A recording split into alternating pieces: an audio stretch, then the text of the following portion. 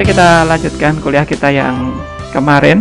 Ini merupakan salah satu hasil dari sebuah survei geolistrik ya, yang berada di dalam bukit ya. Ini kemarin sudah kita lihat sebuah bukit, kemudian ada warna-warni di sini. Ini menunjukkan salah satu aplikasi dari geolistrik ya. Outputnya mesti sifat-sifat kelistrikan. Salah satunya yang paling dominan adalah resistivity ya. Yang biru rendah, yang merah tinggi. Nah, tentu saja yang kita lihat di gambar ini itu seperti saya sampaikan kemarin, itu merupakan gambaran sifat fisika ya, resistivitas. Mestinya harus kita terjemahkan dalam bahasa geoteknik di sini. Ya, umumnya yang berwarna merah itu terkait dengan sesuatu yang biasanya keras, sedikit air begitu kan di dalam tanah ya, batuan yang relatif masif begitu, pori-porinya sedikit, biasanya relatif keras ya, misalnya terkait dengan shear stress ataupun kemampuan batuan untuk menahan tekanan geser itu biasanya lebih tinggi. Kemudian yang berwarna biru ini itu biasanya juga didominasi, kalau tidak clay itu juga mungkin didominasi oleh retakan-retakan yang mengandung air di dalamnya. Umumnya itu batuannya berupa batuan-batuan yang relatif lapuk begitu, atau ada struktur yang agak masif di situ sehingga air bisa masuk di situ. Nah, kalau ada retakan tetapi dalam kondisi kering, tidak ada air, dan itu jarang sekali ya di subsurface yang kering bener, itu jarang. Biasanya keringnya tidak kering-kering banget, biasanya memang resistivitasnya jadi relatif lebih rendah. Tapi kalau memang benar-benar kering ya otomatis resistivitasnya menjadi yang berwarna merah ini. Jadi secara umum kita bisa katakan yang berwarna biru ini relatif daerah yang perlu kajian lebih mendetail begitu. Oke, kemudian kita lanjutkan ke contoh yang lain di sini ya. Coba kita bisa melihat tampilannya. Kalau yang ini itu tampilannya adalah vertikal ya, jadi section begitu. X sama Z begitu ya tampilannya, section. Tapi yang di sini itu adalah tampilan horizontal. Kadang-kadang kita juga bisa mendapatkan suatu nilai resistivitas pada skala atau pada level horizontal begitu ya. Kita bisa mendapatkan resistivitas pada kedalaman tertentu yang kita inginkan. Kita bisa mendesain surveinya sehingga kita bisa semacam kita membuat sayatan resistivitas pada arah horizontal pada kedalaman tertentu. Nah, ini contohnya resistivity survei pada suatu area pada kedalaman tertentu ya, yang di daerah survei itu tersuspek adanya struktur arkeologi ya, struktur arkeologi. Jadi biasanya pada kedalaman yang tidak terlalu dalam, mungkin ya 5 meter katakanlah ya, itu kita bisa petakan resistivitas pada kedalaman 5 meter di seluruh area survei. Nah, di sini kita bisa melihat bahwasanya sama seperti yang tadi, biasanya yang berwarna hot atau merah itu terkait dengan resistivitas tinggi, tetapi yang berwarna blue atau cold atau dingin ini biasanya terkait dengan resistivitas yang rendah. Ini cuma digambar saja yang berwarna merah ini agak naik begitu supaya kelihatan begitu ya. Jadi cuma cara menampilkan saja. Nah, di sini yang menjadi target karena struktur arkeologi itu diasumsikan adalah masif begitu, maka biasanya yang berwarna merah ini. Oke ya. Lain lagi kalau struktur arkeologinya tadi banyak pori-porinya kemudian mengandung air yang banyak, itu beda lagi kajiannya. Jadi sekali lagi, survei geolistrik atau survei resistivitas itu bisa mendapatkan data resistivitas pada kedalaman tertentu, katakanlah kedalaman 5 meter begitu ya, di seluruh area survei kita. Kemudian yang selanjutnya ini adalah contoh juga yang daerah resistivity juga yang digambar dalam bentuk yang lain. Yang tadi itu seperti yang di bawah ini. Ini adalah suatu nilai resistivitas pada kedalaman tertentu yang diukur di atas Veneto region ini ya, sebuah kota di Treviso. Kurang tahu tempatnya di mana tepatnya, tapi dari data ini kita bisa melihat bahwasanya di sini digambarkan resistivitas yang tinggi itu yang berwarna biru, resistivitas yang rendah itu berwarna biru muda ya. Oke, jadi ini bisa didapatkan nilai kelistrikan yang didapatkan di sini itu menunjukkan pola-pola yang supporting bahwasanya itu adalah pola-pola area survei ya. Walaupun di sini ini diperoleh dari radar methods ya, menggunakan radar method. Prinsipnya hampir sama walaupun radar itu dengan GAM, tapi nanti outputnya juga sama-sama nilai konduktivitas ya atau resistivitas. Oke, ini juga contoh yang lain. Tampilan horizontal dari sebuah data, kita bisa mendapatkan pola-pola yang membentuk pola-pola seperti arkeologi. Nah, sebenarnya sudah ada cukup banyak ya, ada beberapa mahasiswa geofisika yang sudah skripsi dengan target arkeologi begitu, sudah ya ada beberapa ya, belasan mungkin ya, yang dengan target beberapa candi yang terpendam di area Jogja. Dulu juga ada pernah anak S2 kak kelas kalian udah agak lama itu mencoba mengkaji salah satu arkeologi di Ngaglik itu ya, ada candi Ngaglik di sebelah timur Jalan Kaliurang itu ada. Di situ dicoba dilakukan pengukuran beberapa metode geofisika. Oke, jadi intinya metode geolistrik ini tadi atau sifat-sifat kelistrikan itu bisa dicitrakan tergantung apa yang kita maui ya, tergantung apa yang kita maui. Maksudnya mungkin kita menginginkan sayatan vertikal, mungkin menginginkan sayatan horizontal, atau mungkin menginginkan sayatan yang apa namanya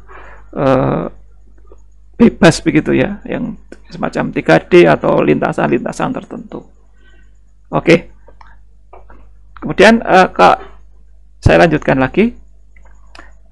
Di samping survei di tanah, itu ternyata survei geolistrik juga sudah merambah ke underwater geoelektrik ya.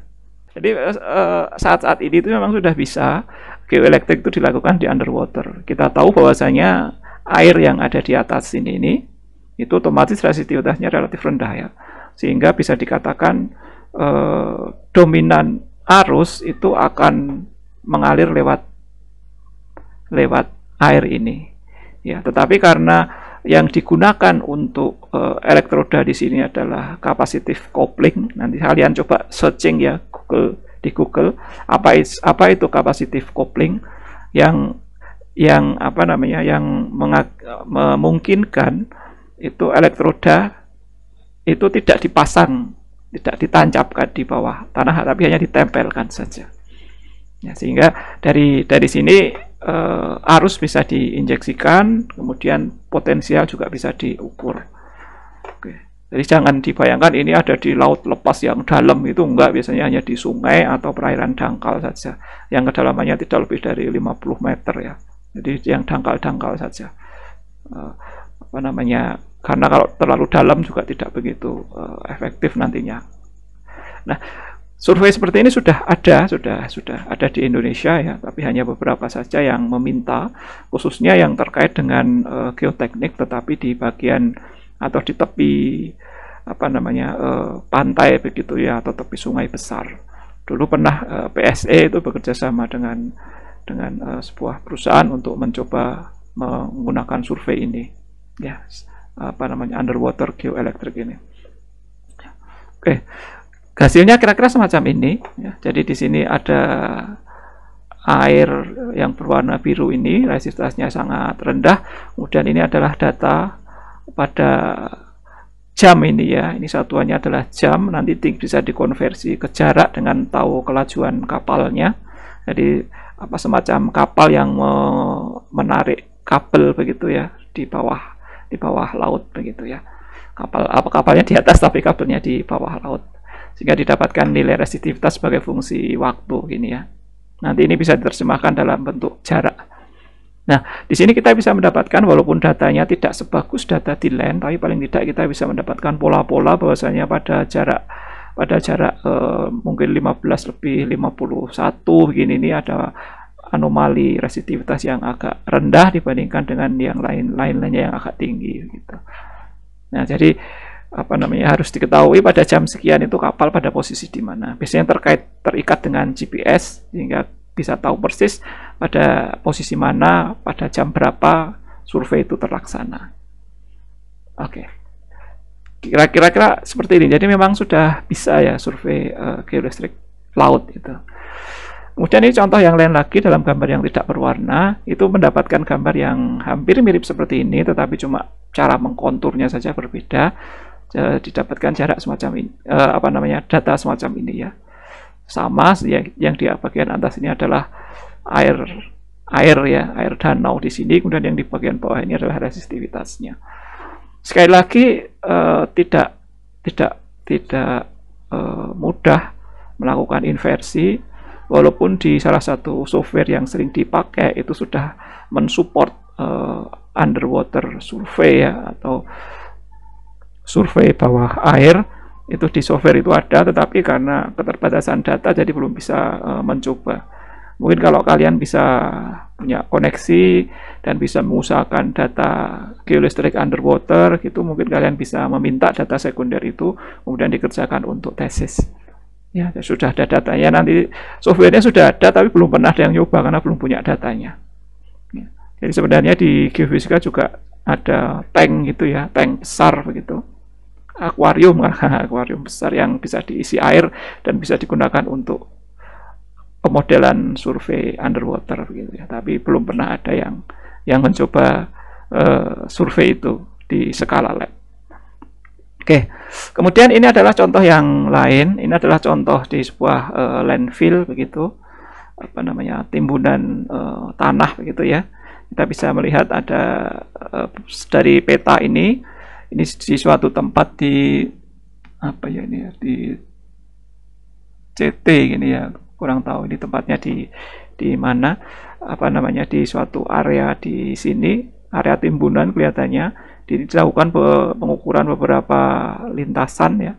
Yang merah-merah ini adalah lintasan 2D listrik, kemudian yang biru-biru ini adalah lintasan EM. Ya, yang merah-merah ini adalah lintasan 2D. Ya, jadi memang andai kita mempunyai hipotesa bahwasanya daerah tersebut itu punya kontras resistivitas, mestinya kita bisa melakukan pengukuran dan kita bisa mendapatkan atau kita bisa melihat kontras itu di dalam data section nantinya. Oke. Ini adalah contoh hasilnya yang di bagian atas itu sama seperti tadi. Ya, ini adalah sumbu X-nya jarak, kemudian ini sumbu Z-nya kedalaman. Didapatkan data semacam ini ya. Data hasil inverse macam ini, yang berwarna biru itu resistivitasnya rendah, yang berwarna merah resistivitasnya tinggi. Nah, kemudian ini juga diberikan kajian dengan menggunakan dua konfigurasi ya. Mungkin ini terlalu dini tapi tidak apa-apa. Jadi di dalam geolistrik itu ada yang disebut sebagai konfigurasi. Konfigurasi itu tata cara kita memasang elektroda. Ya, kalau di geolistrik itu yang aktif itu kan kita membutuhkan 2 elektroda untuk menginjeksi arus, kemudian juga dibutuhkan 2 elektroda yang lain untuk untuk menangkap potensial, beda potensialnya. Jadi ada 2 elektroda untuk injeksi dan 2 elektroda untuk menangkap beda potensial. Nah, di sini tata cara meletakkan keempat elektroda itu tadi ya, secara gampangnya ya, keempat elektroda tadi itu bisa diatur dengan aturan tertentu. Aturan itu ada yang disebut sebagai dipole dan aturan yang lain disebut sebagai Schlumberger. Nah, dari kajian 2 lintasan yang maksudnya lintasan yang sama di sini ini kemudian diukur dengan 2 metode yang berbeda. Ya, 2 metode yang berbeda, ternyata untuk dipole itu mendapatkan data yang semacam ini, yang Schlumberger mendapatkan data yang semacam ini. Jadi kayaknya data Schlumberger ini relatif versi yang lebih ringkas daripada versi dipole di sini ya. Oke, nanti kajian secara lebih lanjut kita bisa melihat dalam metode resistivity, jadi mungkin kita bahas di pertengahan kuliah besok. Ya, tapi kita bisa melihat gambar ini seperti ini. Ya, ternyata kita bisa mendapatkan nilai sayatan di bawah permukaan dengan dua metode konfigurasi yang ternyata hasilnya bisa agak berbeda. Oke. Nah, demikian pula kalau di lintasan yang lain, yang di atas ini ya, ini metodenya dipole-dipole, yang ini metodenya Sclamber-C. Ya, ini dipole-dipole, ini Sclamber-C. Oke ya, jadi hampir mirip tetapi ada beberapa perbedaan sedikit dari outputnya. Oke, yang ini juga di lintasan yang lain di bagian bawah sini nih. Ya, di sini utara, selatan, ini utara, selatan, didapatkan data semacam ini. Yang atas itu menggunakan tata cara pengukuran dipole, yang bawah ini tata cara penggunaan pengukuran Sclamber-C. Oke. Nah, ini adalah contoh ya, contoh yang bisa kalian terapkan pada beberapa target ya. Nah, kemudian di samping survei section tadi, itu juga kadang-kadang dalam area yang cukup luas, dalam area yang lebih dalam, itu bisa dilakukan geolistrik juga. Yang contohnya adalah di gambar ini adalah data resistivitas pada kedalaman 50 meter. Jadi pada kedalaman 50 meter kita bisa mendapatkan data semacam ini. Ya, kita bisa semacam menyayat ya area survei kita itu pada kedalaman 50 meter. Ya, tinggal kita nanti membahasakan yang merah ini apa, yang biru ini apa. Oke, kira-kira begitu. Ada yang mau ditanyakan dari sini? Silahkan. Atau tidak? Tidak ya? Oke, kalau tidak, itu kita lanjutkan di klasifikasi geolistrik berdasarkan sumber yang dipakai ya. Jadi saya sudah mengklasifikasikan geolistrik itu berdasarkan sumber karena kita bisa membedakan menjadi dua. Yang pertama metode geolistrik yang atau kelas metode geolistrik yang menggunakan artificial energy. Jadi di samping kita mengukur potensial, kita juga harus ganggu bumi itu dengan menginjeksikan arus. Jadi pertama kali bumi itu kita setrum begitu ya, kita labelikan, kita injeksi arus ke dalam bumi, kemudian kita ukur potensial pada titik-titik tertentu. Nah, di dalam pengukuran potensial itu mesti menggunakan dua elektroda ya. Jadi kita harus menggunakan elektroda A dan elektroda B ya. Yang kita ukur adalah beda potensialnya. Jadi bukan potensial tetapi beda potensialnya. Oke. Jadi ketika kita menginjeksi arus itu kita ukur beda potensial berdasarkan tata cara pengukuran tertentu. Nah, klasifikasi ini diantaranya disebut sebagai survei. Yang pertama adalah survei IP. Survei IP itu adalah sebuah metode atau survei ya, yang melibatkan lebih dari sekedar resistivitas. Jadi yang diukur ini adalah nilai polarisabilitas dari medium. Ya, seperti hanya kita ketahui bahwasanya kalau di dalam bumi itu kita anggap hanya ada resistor saja, maka hanya hukum Ohm V sama dengan I kali R saja yang bekerja di situ. Tapi kalau di dalam bumi itu kita juga menganggap bahwasanya ada kapasitor di situ, maka secara otomatis hukum Ohm yang kita gunakan itu adalah hukum Ohm yang juga melibatkan kapasitor. Nah, kalau kita punya kapasitor, maka otomatis di bumi itu ketika sumber listrik itu kita ambil, kita tidak menginjeksi arus, maka kapasitor tadi akan bekerja seperti layaknya baterai. Sehingga ada arus ekstra dari kapasitor tadi ya. Nah, itu akan menyebabkan pengukuran kita akan memiliki sifat chargeability ya, memiliki sifat polarisability. Ya, jadi medium itu mampu menyimpan dan mampu merilis listrik ya, menyimpan dan meliris muatan. Oke. Nah, itu semuanya dikaji dalam metode yang namanya IP ya. Survei IP. Besok kita lihat di akhir kuliah ini survei IP. Nah, belakangan ya. Kemudian yang kedua adalah geolistrik sounding. Ya, geolistrik sounding itu ya sama seperti survei geolistrik pada umumnya dengan mempergunakan dua elektroda sebagai sink dan source. Ya, elektroda satu itu sink, elektroda yang kedua adalah source, di mana sink itu adalah tempat ya, arus itu keluar, kemudian source itu adalah tempat arus itu masuk. Ya, jadi arus berputar dengan keluar melalui sink dan masuk melalui source. Kemudian kita pasang dua elektroda yang lain sebagai potensial, pengukur beda potensial. Itu dikenal dengan metode geolistrik ini. Tetapi kalau kita menggunakan sounding, ya sounding di sini, ya otomatis seperti layaknya kita melakukan pengukuran secara vertikal. Jadi kita akan mendapatkan data resistivitas secara vertikal. Bagaimana cara kita meletakkan elektroda kita sehingga yang kita dapatkan nanti adalah data secara vertikal. Seperti gambar sebelumnya ya, kita bisa mendapatkan resistivitas secara vertikal. Seperti kita melakukan pemboran begitu. Kemudian yang selanjutnya adalah geoelectric mapping. Ya, mapping itu seperti yang kita lihat sebelumnya tadi, jadi berupa section-section, itu dikenal dengan mapping. Section itu bisa 1D, bisa 2D, bisa 3D sebenarnya. Ya, yang section 1D itu berupa kurva, ya, berupa grafik begitu pada arah sumbu X. Nah, nilai-nilai resistivitas pada arah sumbu X itu 1D, kemudian yang mapping 2D itu pada arah sumbu X dan arah sumbu Z sehingga berbentuk sayatan begitu. Kemudian yang 3D otomatis bentuknya cube ya, data resistivitas dalam bentuk cube. Itu semua dikenal dengan metode geoelectric mapping ya.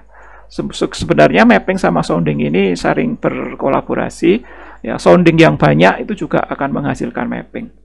Ya, sounding yang banyak akan menghasilkan mapping. Apalagi kalau diproses secara bersama-sama, tidak sendiri-sendiri ya. Kemudian yang keempat adalah geoelectric borehole tomography. Nah, umumnya metode geoelistrik baik IP, sounding maupun mapping itu menggunakan elektroda di atas ya. Elektrodanya itu di atas permukaan bumi ya. Tetapi kadang-kadang kita juga memasang elektroda itu di bawah permukaan bumi ya. Di bawah permukaan bumi artinya kita bisa memasukkannya dalam lubang bor. Ya. Ya, jadi kalau elektroda yang kita gunakan itu melibatkan lubang bor yang dalam begitu, maka kita berarti menggunakan borehole tomography. Ya. Itu dikenal dengan geoelectric borehole tomography. Ya. Ini juga kita belum pernah punya datanya, sehingga untuk memproses ya harus menggunakan data-data sintetik ya. Tetapi bagi kalian yang tertarik dengan kajian pemodelan itu, saya pikir nggak apa-apa, kita bisa bermain-main dengan borehole tomography ini. Ya, bisa dibikin model majunya, kemudian kita coba menggunakan inverse untuk mengkaji itu. Oke, ya. Kemudian yang kelima adalah misalamas. Misalamas itu sebenarnya mirip seperti geoelectric mapping ataupun seperti geoelectric borehole tomography. Ya, jadi misalamas itu menganggap bahwasanya arus yang kita injeksikan itu bukan berupa titik biasanya, tetapi berupa garis atau berupa bidang. Maksudnya semacam ini ya. Jadi misalkan kita punya medium konduktif di bawah permukaan tanah, kemudian medium konduktif tadi itu kita beri arus, maka kita bisa mengasumsikan bahwasanya arus yang ada di dalam atau arus yang masuk di dalam bumi itu tidak berbentuk titik tetapi berbentuk media konduktif itu tadi. Ya. Jadi kalau media konduktifnya itu berbentuk dike begitu misalkan, maka kita akan seperti halnya memasang elektroda arus itu tidak titik tetapi dike ya, berupa dike. Nah, ini sering digunakan untuk berbagai keperluan, terutama untuk target konduktif yang sudah diketahui atau bisa diakses target konduktif itu tadi. Ini dikenal dengan misalamas ya. Tadi cara pengukurannya adalah misalamas. Oke, itu kelihatannya kelompok yang aktif. Kemudian untuk kelompok yang pasif ini tentu saja hanya menggunakan natural energy saja, jadi dia tidak menggunakan artificial energy, kita tidak melakukan injeksi arus ke dalam bumi, tetapi kita hanya menerima arus alami yang ada di dalam bumi. Oke, satu-satunya anggota di sini adalah self potensial atau survei potensial alami yang nanti akan kita bahas pertama kali di dalam survei EM ini. Oke, mungkin dari klasifikasinya seperti itu saja. Ada yang mau didiskusikan Sampai di sini? Silahkan. Oke, silahkan Mas Haskial.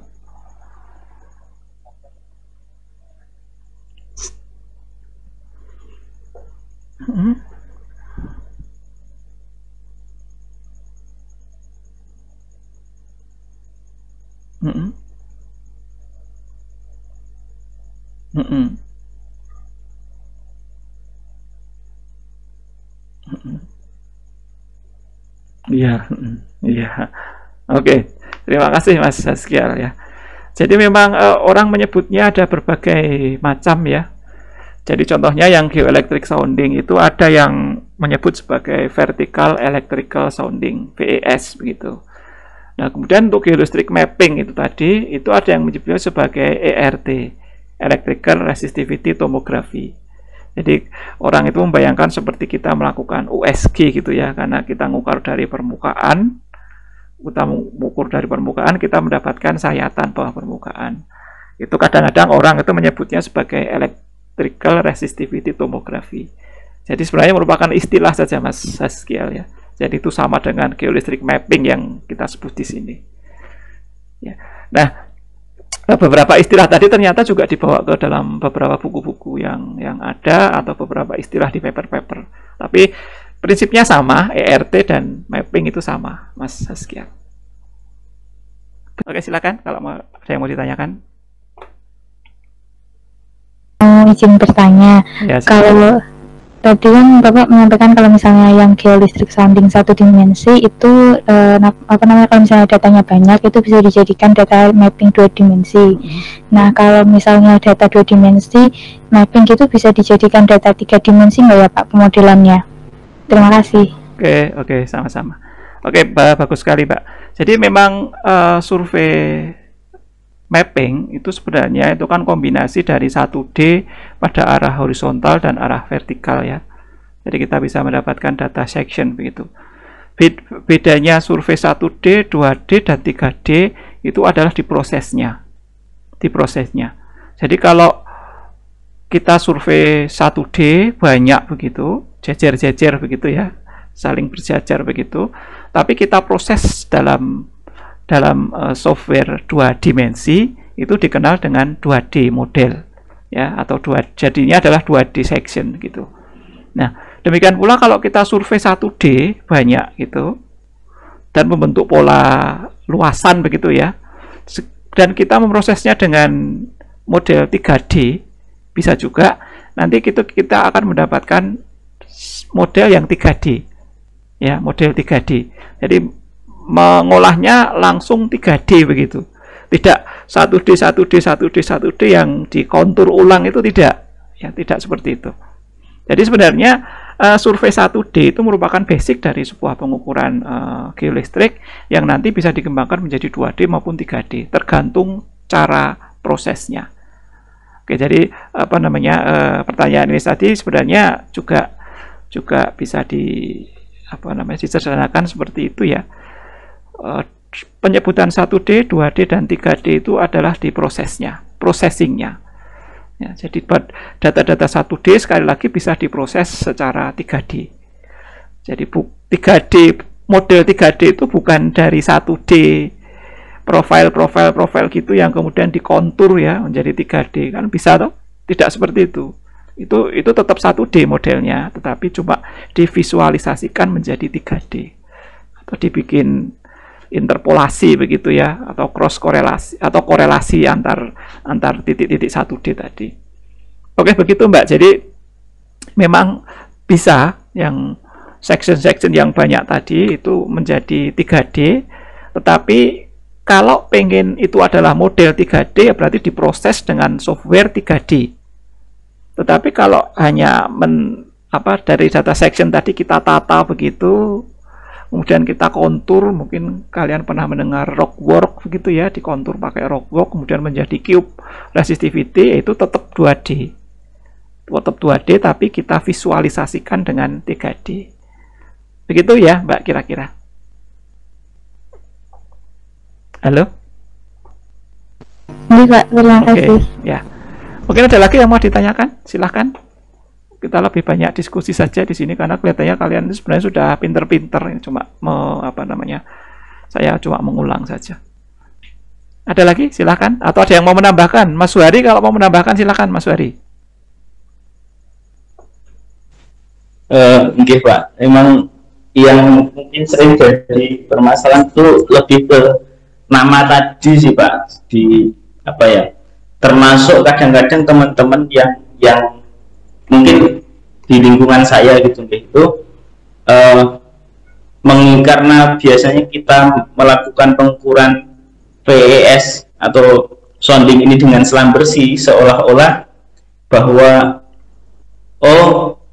berarti ngukur selang bersih, padahal flash juga bisa pakai dipol bisa itu yang biasanya sering ambigu di teman-teman di sana sih Pak. Gitu Mas. Bagus sekali masukannya Mas Suhari. Jadi memang kadang-kadang karena sering dipakai juga seperti itu ya. Karena mungkin kalau kalian ada yang pernah berkunjung ke perusahaan apa begitu, itu kadang-kadang bisa menjadi salah kaprah begitu ya. Jadi ada kemarin pernah di tambang Bukit Asam begitu ya. Di sana itu mengenal istilah batu pek gitu. Di orang-orang geologi itu nggak bingung ini batu pek ini apa, tapi itu merupakan istilah standar yang dipakai oleh satu kelompok kecil di perusahaan perusahaan Bukit Asam. Jadi mereka menyebut batuan seperti itu namanya batu pek. Jadi ini memang biasanya jadi salah kaprah ya. Tapi nggak apa-apa, yang penting maksudnya yang di sekitar situ menjadi benar. Tapi memang harus hati-hati kalau kita berbicara dengan orang di luar komunitas kita terkait dengan istilah-istilah yang dipakai. Oke, terima kasih Mas Suhari. Ada lagi yang lain? Silahkan. Tidak ada? Kalau tidak ada, kita coba lanjutkan ya. Oke. Nah, ini adalah filosofi dari survei geolistrik ya. Filosofi dari berbagai macam pengukuran geolistrik yang didasari dari beberapa kenyataan bahwasanya, sekali lagi, kalau mungkin kalian punya multi tester begitu, kalian set ke DC voltmeter, diset mungkin di 1 volt saja maksimalnya, kemudian dipasang dua colokan elektroda begitu ya, kemudian kalian pasangkan di dalam tanah di halaman rumah atau di halaman kos kalian, ditancapkan begitu. Coba kemudian diamati full voltmeternya tadi. Itu biasanya akan nilainya akan berubah-ubah ya, bervariasi, berubah-ubah begitu. Nah, itu menunjukkan apa? Itu bisa ilustrasikan seperti ini. Ini adalah ada voltmeter, kemudian satu colokan logam tadi itu saya pasang di region A, satu colokan logam lain saya pasang di region B. Region itu suatu tempat katakanlah ya, jaraknya bisa 10 cm, bisa 50 cm, bisa 30 kilo ya, pokoknya dua tempat yang berbeda. Nah, itu ternyata akan ada beda tegangan yang terjadi dari A dan B. Ini kelihatannya sudah natural ya, di alam itu mesti ada beda tegangan itu, A dan B itu tadi. Ada beda tegangan. Kalau kita menggunakan voltmeter yang jarum, otomatis ada gerakan ya. Apalagi kalau yang jarumnya itu di tengah ya, bisa minus bisa plus gitu ya, jadi akan terjadi gerakan begini. Kalau yang digital akan kelihatan lagi plus minusnya, angka begitu akan kelihatan lagi. Nah, apa yang terjadi kok di sini bisa ada dua potensial yang berubah-ubah, beda potensialnya berubah-ubah ya. Berubah-ubah itu artinya yang region A ini bisa tetap, yang B ini berubah, atau sebaliknya yang A ini berubah, yang B ini tetap, atau kedua-duanya berubah, A dan B ini berubah. Ya, karena yang kita rekam adalah beda potensial. Nah, kalau di sini ada dua tempat dengan potensial yang berbeda, berarti logikanya ada arus yang mengalir dari A ke B ini. Ya, ada arus yang mengalir. Ya, jadi ada arus yang kita bisa mengidentifikasi ada arus yang mengalir dari A ke B. Ya, arus tadi dikenal dengan arus telurik ya. Arus telurik ya. Bisa berasal dari berbagai macam sebab ya, yang katanya didominasi oleh perubahan atmosfer ya, perubahan medan magnet di permukaan bumi, Kemudian juga ada tambahan muatan yang besar ketika terjadi mungkin petir begitu ya kan. Kalau petir kan berarti ada tambahan muatan yang besar di titik di mana petir itu akan menuju ya. Ada muatan yang sangat besar tambahan di situ. Nah, itu kita bisa katakan bahwasanya ternyata data set tadi akan berubah-ubah. Itu kita bisa menunjukkan bahwasanya potensial di dalam bumi ini ternyata dia fluktuasi. Dia akan berfluktuasi. Namun bisa menjadi catatan juga ternyata ketika berfluktuasi itu dia ternyata akan berfluktuasi pada satu titik yang relatif konstan. Ya, dia berfluktuasi terhadap titik yang relatif konstan begitu. Nah, dengan demikian kita bisa katakan bahwasanya potensial yang kita rekam itu berfluktuasi, ya memang berfluktuasi, tetapi ada konstannya. Ya, jadi bisa saya katakan partly constant, partly fluctuating. Oke ya, jadi itu basic dari kita melakukan pengukuran di geolistrik ya. Karena yang kita ukur di geolistrik adalah beda potensialnya. Sehingga kalau kita melakukan pengukuran geolistrik, walaupun kita sudah injeksi arus, itu mesti di pengukuran beda potensial di region A dan B di geolistrik ini sudah ada potensial sebelumnya yang dikenal dengan SP ya, self potensial. Sehingga untuk pengukuran geolistrik yang kita menggunakan artificial current itu tadi, arus buatan, itu sebelumnya sudah ada SP. Sehingga SP tadi harus kita remove. Harus kita coba hilangkan. Maunya kita potensial itu ya hanya ada akibat arus yang kita injeksi. Nah, sehingga untuk survei geolistrik itu SP menjadi noise. Demikian pula untuk survei SP, kalau saya mengukur potensial di A dan B di sini, kemudian ada seorang lain yang membuat arus di suatu tempat, ya otomatis itu menjadi noise juga. Oke ya, jadi nanti kita akan coba bagaimana menghilangkan satu dengan yang lainnya. Oke. Nah, ini adalah salah satu contoh ya, contoh di pengukuran di dam. Ini yang berwarna hitam ini airnya. Air sebuah dam namanya Hidden Dam yang ada di California. Kemudian ini adalah damnya yang berwarna putih di sini ini. Bentuknya agak melengkung begini dam itu biasanya. Kemudian dilakukan pengukuran SP di tempat-tempat yang berwarna merah-merah ini. Ya, mungkin nanti akan kita kaji secara lebih dalam di metode SP-nya. Tetapi di samping pengukuran itu, dia juga melakukan pengukuran telurik ya. Dia menggunakan dipol dari sini, hijau ini dan hijau ini. Kalau kita bawa ke sini, itu biasanya ini satuannya feet biasanya ya. Jadi dari sini sampai sini itu sekitar 750 feet ya, sekitar 250 meter. Ya, 750 feet sekitar dipolnya itu diukur beda potensial ya. Jadi kita pasang elektroda di sini dan elektroda di sini, kemudian kita rekam sebagai fungsi waktu. Kita rekam sebagai fungsi waktu, datanya akan kita catat gitu ya. Oke. Nah, dari pengukuran telurik ini didapatkan data kira-kira semacam ini. Ya. Ini pada tanggal 4 Mei 2009. Itu datanya semacam ini pada jam 9, 10, 11, dan seterusnya sampai jam 18 sore. Kemudian hari selanjutnya tanggal 5 Mei 2009, ini jam 8, terus sampai jam 6 sore. Ini 6 Mei 2009, hari berikutnya lagi jam 8 sampai jam 6. Kenapa kok dari pagi sampai sore saja? Itu karena telurik ya.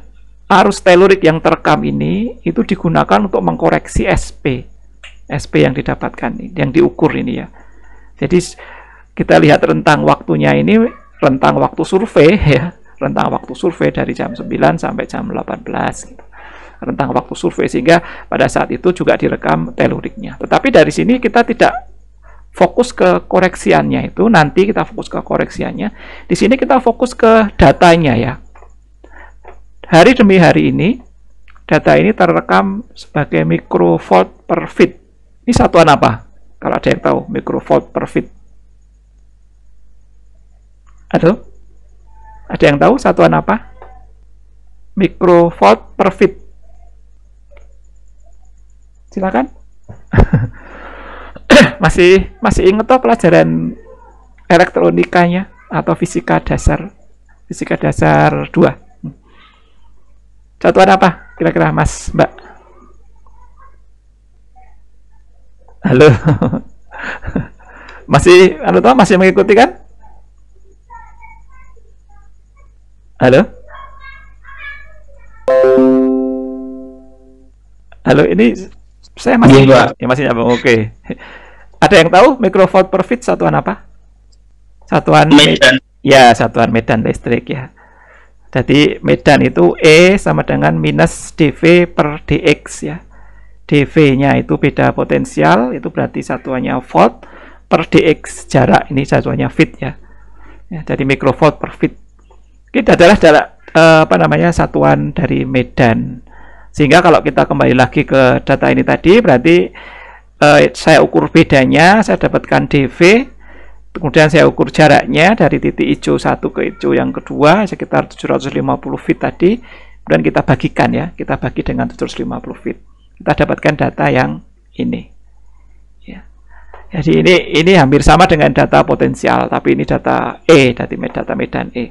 Data medan E ini biasanya dipakai untuk survei elektromagnetik ya, karena dia melibatkan medan E, tidak potensial tetapi berupa medan, tapi sama saja bisa dihitung ya.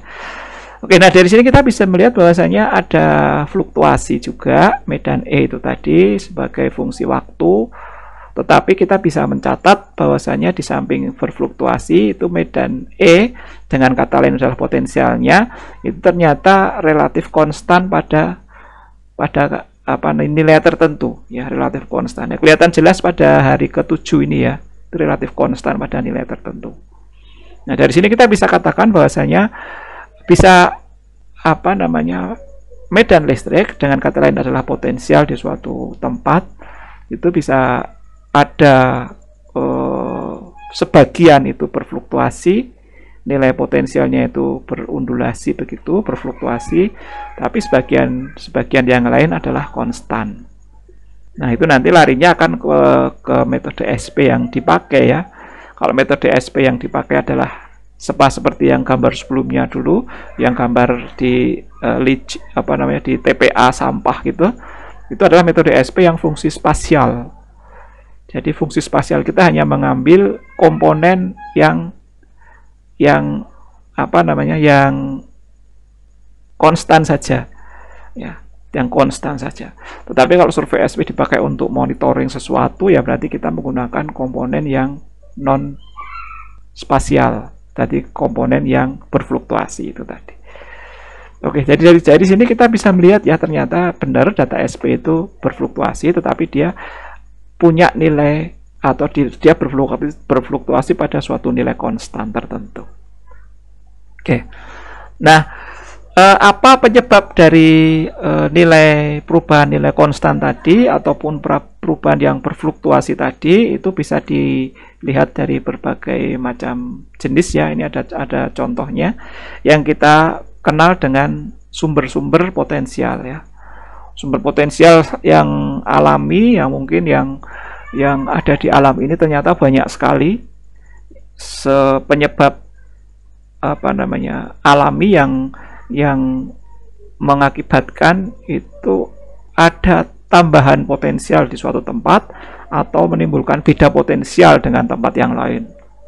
Ya, ini nanti dituliskan beberapa saja, tetapi secara umum bisa dikelompokkan menjadi 4 itu ya di dalam kajian geosains, tetapi ini saya lihatkan dulu secara sekilas sumber potensial. Yang pertama adalah potensial elektrokinetik ya, potensial elektrokinetik atau disebut sebagai elektromekanik gitu ya. Itu terjadi karena mekanik. Jadi kita bisa bayangkan kalau saya punya dua tempat yang terhubungkan oleh pori-pori batuan begitu, di mana kedua tempat tadi itu punya beda tekanan yang memungkinkan fluida di dalamnya itu mengalir ya dari satu tempat ke tempat yang lain. Jadi kita ketahui bahwasanya fluida itu mungkin juga membawa muatan Ya, fluida di dalam tanah itu dia membawa mineral-mineral dan dari pelapukan batuan, mineral batuan di sekitar tempat di mana dilewati oleh dia. Nah, jadi fluida tadi juga bermuatan. Ya, jadi kalau bermuatan itu bergerak melalui lubang pori, otomatis akan ada potensial ya, beda potensial antara fluida dan dinding pori itu tadi. Nah, seperti ini dikenal dengan potensial dari elektrokinetik ya, jadi merupakan fungsi beda tekanan. Oke, nanti mungkin kita bisa tinjau secara lebih lanjut ya. Tapi intinya seperti itu, disebut sebagai potensial elektrokinetik. Ini salah satu sumber potensial yang mungkin bisa didekati dari kacamata empirik ya. Di samping itu ternyata ada banyak sekali sumber-sumber potensial yang kita bisa dapatkan dari berbagai buku. Ada yang disebut sebagai elektroforesis, elektroosmosis, difusioforesis, kapilari osmosis, potensial sedimentasi, dan seterusnya. Ya, jadi kita bisa katakan cukup banyak sumber potensial yang bisa menyebabkan data-data potensial di dalam tanah tadi itu bisa bervariasi sebagai fungsi posisi maupun bervariasi sebagai fungsi waktu. Ya, otomatis kalau yang bervariasi sebagai fungsi waktu itu ya karena perubahan waktu, penyebabnya berubah terus ya. Seperti tadi saya sampaikan ya, medan magnet bumi itu tadi, ataupun petir dan sebagainya, itu fungsi waktu. Aktivitas matahari dan sebagainya. Oke ya. Jadi kita bisa melihat ada berbagai macam sumber potensial ya. Ini contohnya lagi adalah termoelektrik ya. Bisa dilihat juga ternyata perbedaan suhu itu akan menyebabkan perbedaan nilai potensial. Perbedaan suhu akan menyebabkan potensialnya juga berbeda. Nah, ini menjadi penting di dalam kajian misalkan saja di geotermal ya, menjadi penting sekali karena pengukuran suhu bisa disubstitusi dengan pengukuran potensial, pengukuran SP, di mana lebih murah, lebih simpel dan sebagainya. Oke ya, jadi ada termoelektrik ya. Kemudian juga ada potensial difusi, potensial Nernst dan sebagainya. Ya, ada berbagai macam istilah ya. Potensial difusi atau liquid junction itu terjadi karena perbedaan gerakan ion pada fluida yang berkonsentrasi beda. Jadi kalau kalian punya dua tempat tanah begitu, yang di sebelah kiri itu konsentrasinya lebih tinggi dari yang sebelah kanan, maka bisa kita katakan aktivitas elektron di antara keduanya juga berbeda. Kalau kedua tempat tadi terhubung oleh sebuah membran, maka akan ada pertukaran ion di situ, sehingga akan ada arus yang bergerak yang menyebabkan potensialnya pasti berbeda gitu ya. Kemudian juga potensial yang Nernst atau potensial lempung ini juga sering terjadi, walaupun dua logam identik itu dimasukkan dalam larutan elektrolit yang berbeda, biasanya akan menimbulkan beda potensial juga. Lain halnya kalau dua logam tadi merupakan garam dimasukkan di dalam garamnya ya, itu sudah, apalagi garamnya tadi sudah jenuh, maka sudah tidak ada perbedaan potensial lagi. Ya, kira-kira semacam itu. Jadi cukup banyak sumber potensial yang menyebabkan perbedaan potensial di alam ini ya. Nanti kita coba perkecil lagi dan kita coba fokuskan di mana sumber potensial yang menjadi target dari kita semua. Oke. Nah, sumber potensial yang umumnya dipakai menjadi target di dalam kajian sel potensial, khususnya ya metode SP, itu dikenal dengan potensial mineralisasi. Ya, potensial mineralisasi itu memang sudah cukup lama. Potensial ini muncul di daerah mineral ya, biasanya di daerah massive ore ya. Jadi kalau yang survei SP itu biasanya dilakukan di mineral, tetapi yang masif, yang masif ore begitu ya, masih ukurannya masih besar, dia terjadi pada sekitar zona subduksi atau intrusi yang ukurannya gede begitu, kita kedapatkan ukuran mineral yang masif itu akan bisa kelihatan dengan SP. Tetapi untuk mineral-mineral yang disseminated ya yang kecil-kecil atau yang apa namanya yang placer deposit begitu, itu tidak begitu kelihatan dengan SP dan dia cenderung dikaji dengan IP. Ya, cenderung dikaji dengan IP. Jadi SP itu mengkhususkan diri pada target mineral yang besar. Kenapa kok pada target mineral yang besar? Karena potensial mineralisasi yang terjadi itu akan dominan terjadi pada mineral yang besar.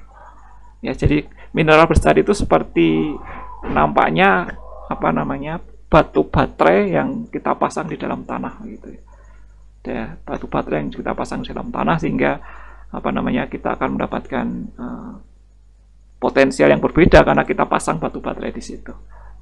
Oke. Nah, umumnya potensial mineralisasi ini berpotensial negatif ya. Jadi datanya adalah negatif. Kita akan tinjau lebih lanjut nanti di dalam metode SP secara lebih detail ya. Oke. Sampai sini ada yang mau didiskusikan? Silakan. Silakan kalau ada yang mau didiskusikan. Tidak ada? Tidak ada, Pak. Oke. Kalau tidak ada saya lanjutkan ya dongengnya. Jadi lebih bagus ya kalau kalian ada yang bertanya atau menambahkan gitu sehingga lebih hidup, tidak satu arah saja. Nanti saya kebanyakan ngomong nanti ini. Oke, saya lanjutkan saja ya.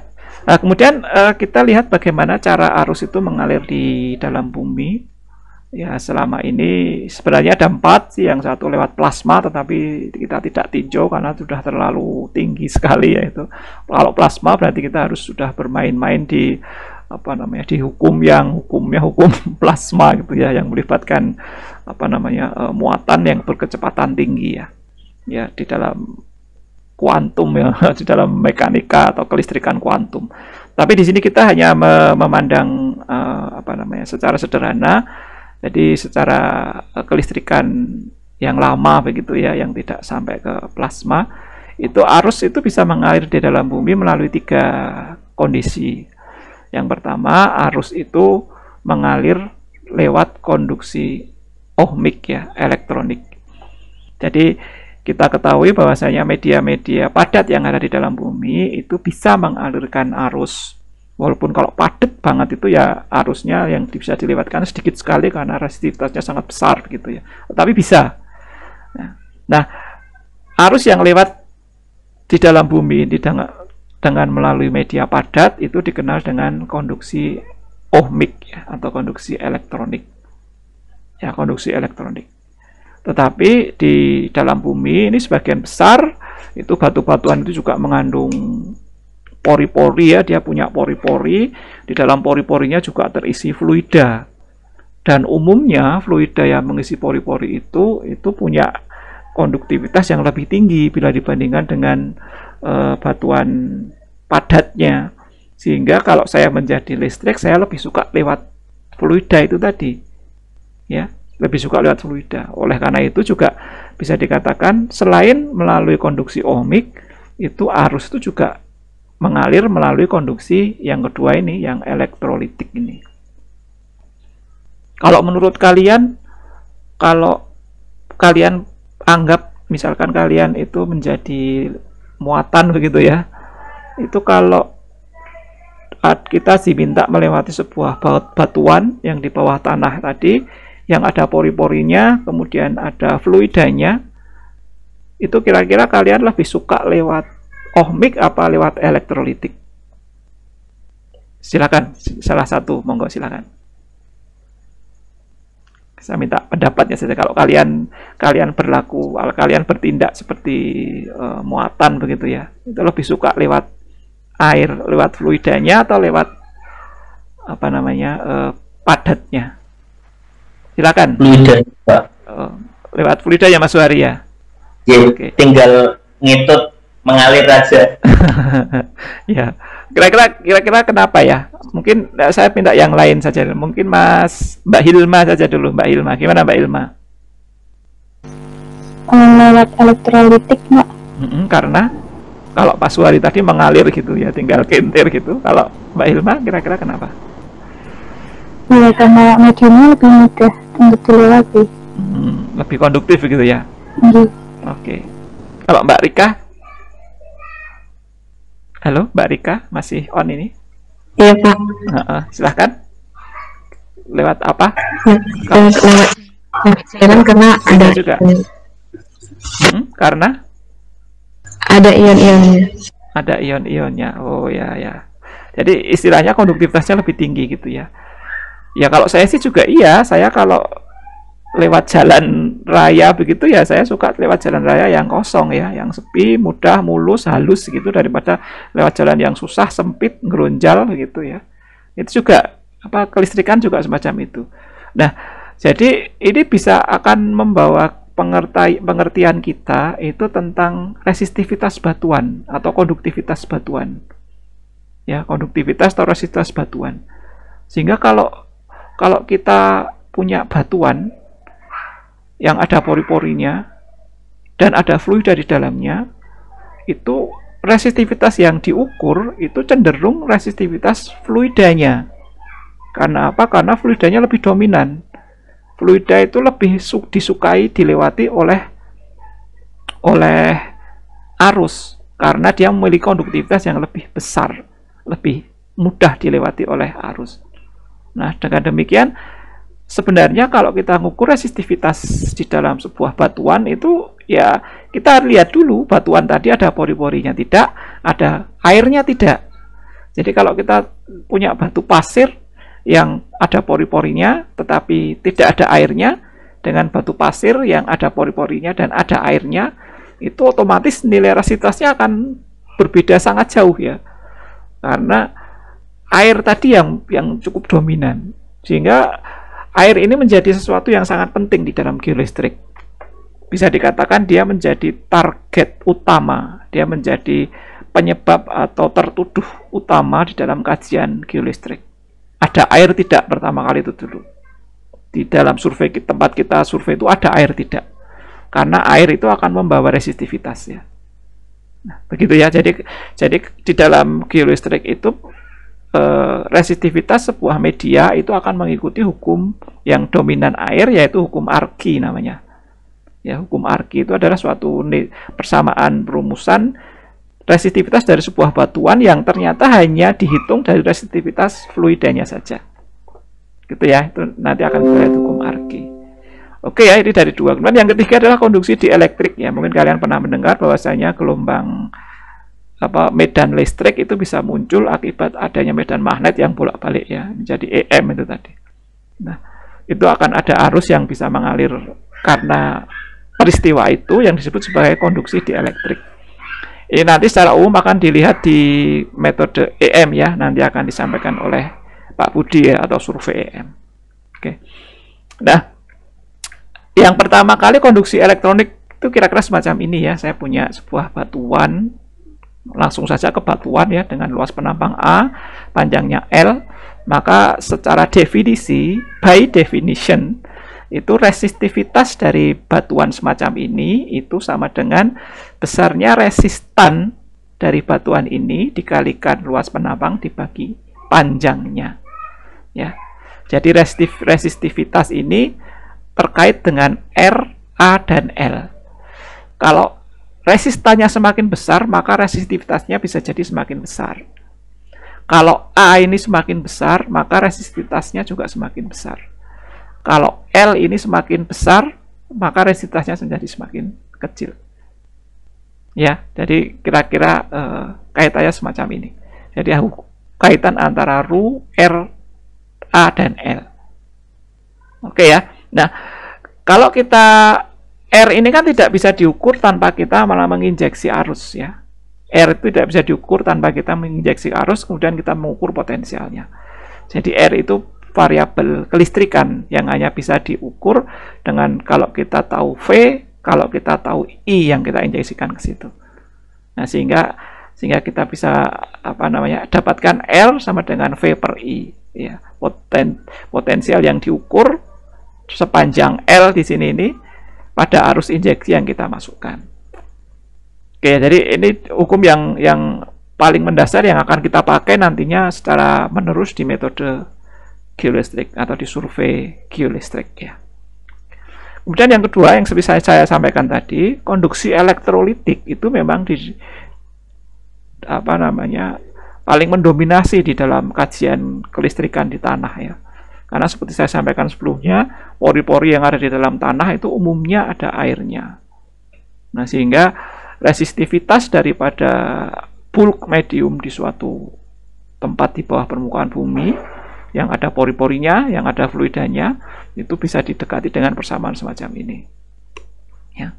Jadi Ρe itu bisa didapatkan harus memperhitungkan porositasnya, porositas batuan di situ, kemudian juga mempertimbangkan isi tidaknya ya, atau seberapa fluida yang mengisi ya, beberapa fluida yang mengisi ya, istilahnya adalah kejenuhan air itu ya, tingkat kejenuhan dari air ya, SW ini, water saturation ya, kejenuhan air, SW, water saturation. Juga terkait resistivitas tadi akan sangat dipengaruhi oleh resistivitas dari waternya, dari fluidanya. Nah, jadi di sini seperti saya sampaikan tadi, ternyata fluida itu memegang peranan yang sangat penting di dalam kajian konduksi elektrolitik. Ya, jadi ini bisa jadi litologi itu akan sangat berbeda resistivitasnya karena adanya air ya, ada tidaknya air di situ. Ya, jadi kalau kita membahasakan data geolistrik dengan litologi itu harus hati-hati, ada air apa tidak di situ. Ya, ada air apa tidak. Oke. Sampai sini ada yang mau ditanyakan? Untuk yang konduksi dieletrik kita abaikan dulu ya nanti ya. Nah, kemudian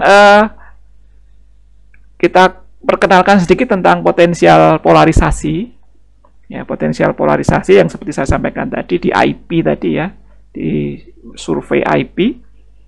Survei IP itu potensial polarisasi itu kira-kira semacam ini, karena medium itu kita bisa menganggap ada kapasitor di situ, sehingga medium tadi atau kapasitor tadi itu mampu untuk menahan muatan dan mampu untuk mendischarge muatan, sehingga ketika kapasitor itu masuk di dalam rangkaian ya, jadi kalau ketika saya belikan arus tertentu begitu, maka arus tadi sebagian juga akan mengisi kapasitor dulu sampai penuh.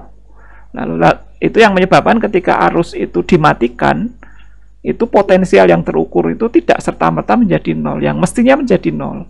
Kalau di hukum Ohm yang isinya hanya resistor saja, rangkaian elektronika yang resistor saja ya, itu kalau kita beri listrik, kita beri arus, kemudian kita ukur potensialnya, ada nilainya tertentu, ketika arusnya saya matikan, itu potensialnya langsung tiba-tiba nol.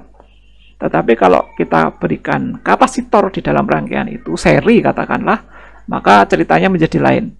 Ya, ketika arus itu saya matikan, maka potensial tidak serta-merta menjadi nol. Potensial itu akan berangsur-angsur menjadi nol karena kapasitor tadi itu mendischarge. Dia akan mengirimkan muatan yang disimpannya ke dalam rangkaian itu sampai lama-lama habis. Nah, posisi atau kondisi ini disebut sebagai polarisasi. Kenapa polarisasi penting? Sebagian besar mineral-mineral yang ada, yang ekonomis, itu punya sifat polarisasi. Lempung juga punya sifat polarisasi. Nah, jadi karena sebagian besar ya muatan mineral-mineral yang ekonomis tadi itu punya sifat polarisasi, maka metode IP ini bisa digunakan menjadi salah satu extended survey dari dari resistivity ya. Kenapa kok menjadi extended survey dari resistivity? Karena sebagian kalau bisa saya katakan sebagian besar itu nilai resistivitas dari target mineral itu tidak memiliki nilai yang hampir sama dengan target yang non-mineral. Ya, target mineral dan non-mineral itu memiliki nilai resistivitas yang hampir sama, sehingga sulit membedakan kedua material itu. Tetapi material yang memiliki mineral, logam khususnya, dan yang tidak memiliki mineral logam itu akan punya nilai polarisasi yang berbeda. Ya, dia tidak memiliki nilai polarisasi yang berbeda, sehingga ini menjadi penting ya polarisasi ini. Nanti kita bahas di kuliah, di akhir kuliah biasanya, survei IP. Oke. Nah, kemudian kita lanjut ke slide selanjutnya, itu adalah tahanan jenis batuan dan mineral. Jadi kita ketahui sendiri bahwasanya jangkau tahanan jenis itu sangat lebar ya. Dari perak murni 1,6 kali 10 pangkat minus 8 sampai sulfur murni 10 pangkat 16. Jadi itu nolnya banyak sekali ya, 16 tambah 8 itu nolnya kalau dirangkai begitu. Banyak sekali, lebar sekali. Nah, jadi biasanya resistivitas ini itu dinyatakan di dalam log ya, dalam skala log, karena akan lebih reguler. Mungkin kalian bisa melihat di slide sebelumnya tadi, kalian bisa melihat nilai log, nilai resistivitas tadi ternyata tidak seragam begitu ya, ternyata berubah dalam fungsi log. Karena memang resistivitas itu lebih reguler di dalam skala log. Oke ya. Tentu saja kita bisa katakan yang kurang dari 10 pangkat minus 5 itu disebut sebagai isolator ya. Yang konduktansinya itu kurang dari 10 pangkat minus 5 disebut sebagai isolator, yang lebih dari 10 pangkat 7 disebut sebagai konduktor. Nah, walaupun perak murni itu bisa dikatakan dia sebagai konduktor ya, karena ini resistivitasnya sangat rendah, dan sulfur murni sebagai isolator, maka tetapi sebagian besar litologi batuan yang dihadapi di geosain itu berada pada level semikonduktor ini. Berarti nilainya itu antara 10 pangkat minus 5 sampai 10 pangkat 7. Ada berada di tengah-tengah di sini ini. Ya, kira-kira seperti apa? Itu bisa ditunjukkan seperti ini ya. Jadi ini adalah kayak semacam kamus begitu ya. Kamus, orang melakukan pengukuran berbagai macam jenis batuan, kemudian membuat tabel semacam ini. Kalian bisa mendapatkan contoh yang lain dari buku-buku teks yang lain, itu cukup banyak ya, yang mencoba melibatkan antara istilah dalam dunia geologi atau kebumian dengan istilah dalam dunia geolistrik ya, atau kelistrikan. Nah, di sini sudah dibagi-bagi. Yang di sebelah kanan ini ada kelompoknya. Ini unweathered rock ya, jadi batuan yang tidak terlapukan atau masif atau fresh begitu. Yang ini weathered layer atau batuan ya lapukan begitulah, katakanlah lapukan. Kemudian ini sedimen glasial. Sedimen ya bisa jadi sedimen sungai ya, sedimen sungai atau sedimen akibat aliran air. Kemudian ini batuan sedimen, kemudian ini air dan kelompok aquifer. Ini adalah nilai resistivitasnya dari 0,01 sampai 100.000. Kemudian yang bawah ini adalah nilai konduktivitasnya, kebalikannya dari 100.000 sampai 0,01. Ini satuannya adalah millisiemen. Ini S ini siemen ya, millisiemen per meter. Kalau yang ini satuannya adalah ohm meter. Ini kebalikannya, millisiemen per meter, ini ohm meter, itu kebalikannya. Oke, kita coba lihat satu-satu. Ini adalah batuan fresh. Untuk masif sulfit itu ternyata nilai resistivitasnya sangat rendah. Masif sulfit. Jadi kalau kalian melakukan pengukuran geolistrik terhadap masif sulfit, masif sulfit tadi berada pada zona batuan beku katakanlah, atau batuan metamorf, ya berarti itu kontrasnya tinggi sekali. Ini sulfida masifnya itu sangat rendah resistivitasnya, yang batuan hostnya sangat tinggi sehingga akan kontras sekali. Ya, kira-kira semacam itu ya. Jadi contoh dari unweathered rock seperti ini. Kemudian ya contoh dari lapukannya, ini untuk lapukan batuan beku mafic sama felsic ya. Kalau yang mafic itu menjadi lebih konduktif bila dibandingkan dengan yang felsic ya. Karena kandungan mineral besinya ya. Kalau mafic itu lebih hitam-hitam begitu dan lebih banyak kandungan besinya, maka dia lebih konduktif ya, warnanya lebih ke sini. Ya mungkin dari kuliah apa namanya mineraloginya Pak Nukman kemarin itu ya, di kuliah eksplorasi mineral. Ya, kemudian ini ada beberapa endapan batuan atau lapukan batuan metamorf ya, kira-kira semacam ini. Ini berada di zona tengah ya. Kemudian sedimen hasil glasial atau aliran air itu yang lempung itu paling rendah dibandingkan dengan gravel dan sand. Kemudian tanah di antaranya ya berarti range ya, antara clays yang kasar sama gravel and sand yang lembut itu dari tills ini ya, lanau ya. Kemudian di kelompok batuan sedimen itu berada pada orde menengah relatif ke arah kanan ya. Ini adalah contoh coal sekitar segini, kemudian shale, kemudian sandstone dan konglomerat, ini dolomite dan limestone. Kemudian ini kelompok air yang paling konduktif adalah salt water, air asin ya. Kemudian yang ini yang mengandung es ini adalah paling resistif. Nah, di kita nggak ada di sini, adanya cuma salt water sama fresh water ya, sekitar ini saja. Oke, jadi ini kita sudah punya bayangan, ternyata sebagian dari batuan-batuan istilah geologi ini itu bisa diterjemahkan dalam bahasa resistivitas. Ya, bisa diterjemahkan dalam bahasa resistivitas. Tetapi penerjemahannya tidak secara langsung ya, tidak secara langsung. Mungkin kalau dari batuan sedimen misalkan saja limestone itu ternyata mulai dari 1000 sampai 100.000 resistivitasnya. Range juga. Ya, range yang sangat lebar. Ya, jadi apa namanya? Tidak tunggal begitu. Apple to apple itu tidak tercapai, ternyata berbentuk range begitu. Nah, inilah yang menyebabkan diperlukan kepala orang ya, diperlukan analisis subjektif yang mengaitkan antara batuan yang nanti target geologi yang biasanya menjadi bahasa geologi umumnya dengan hasil atau output dari resistivitas. Ya, ini perlu apa namanya, pengetahuan yang mendalam. Pengetahuan ini diperlukan karena apa? Karena kalau kita mendapatkan resistivitas 100 itu ternyata itu bisa batuannya banyak, ini bisa batuan apa lapukan batuan beku yang felsic, bisa lapukan batuan metamorf, bisa clay, bisa till, bisa sandstone atau konglomerat, bisa coal, bisa fresh water, bisa sea ice. Ya, saya dapatkan 100 itu bisa bermacam-macam ini. Tetapi kira-kira yang mana yang mengindikasikan 100 itu makanya diperlukan kajian geologi di area tempat kita survei. Oke, kira-kira semacam itu ya bayangannya ya. Ada lagi pertanyaan? Tidak? Oke, kalau tidak, saya cukupkan sampai di sini. Terima kasih. Assalamualaikum warahmatullahi wabarakatuh.